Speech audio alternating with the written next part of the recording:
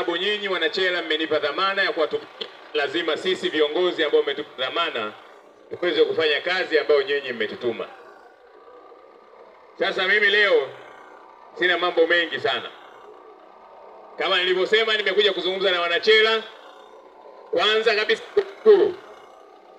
kuwashukuru kwa maombi yenu, umoja wenu ambayo mmenipatia ndani ya miaka 5 ya utekelezaji wa ilani ya Chama cha Mapinduzi kwenye jimbo la Msalala.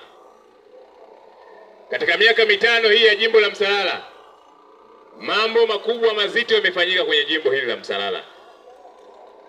Tunapozungumzia habari ya sekta ya afya, unaona tumejenga vituo vya afya, tumejenga zahanati na tuna hospitali ya wilaya. Hatukuishia hapo, tukaongeza chuo cha nesi. Lakini sambamba na hilo, kwenye elimu tumeweza kujenga madarasa. Tumeweza kujenga madarasa na vyumba vya madarasa kwenye maeneo mbalimbali.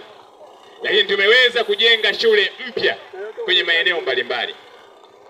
Leo mimi ninapozungumza, tayari tumejenga kwenye sekta ya elimu, tumejenga shule zaidi ya 7 mpya kuanzia chini mpaka juu, na mwananchi hajachangishwa hata shilingi.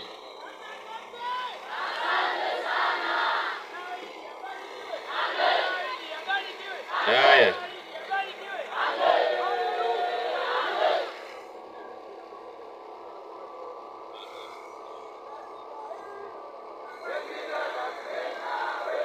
Haya. Sasa nyewe msimtulie kabisa. Wewe Pasco, tutatuliza vijana wako. Chela oye. Kwa hiyo tunapozungumzia habari ya maendeleo kwenye jimbo hili, utaona mambo makubwa ambayo tumeyafanya kwenye jimbo hili.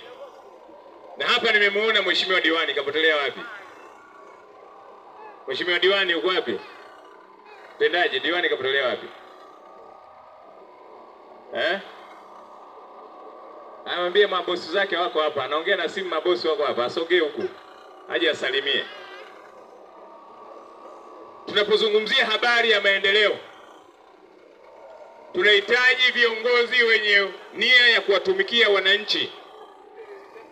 Tunahitaji viongozi wa kusimamia maendeleo ya wananchi. Leo mimi nimesimama hapa kwenye meza hii, ndani ya miaka 5 nina la kujivunia. Mambo makubwa ambayo yamefanyika kwenye jimbo hili la Msalala toka mimi nikiwa mbunge. Ninampongeza sana Mheshimiwa Daktari Samia Suluhu Hassan kwa kutuwezesha na kutupatia fedha za kukamilisha miradi hiyo ya maeneo haya. Leo tulikuwa na changamoto kubwa kabisa.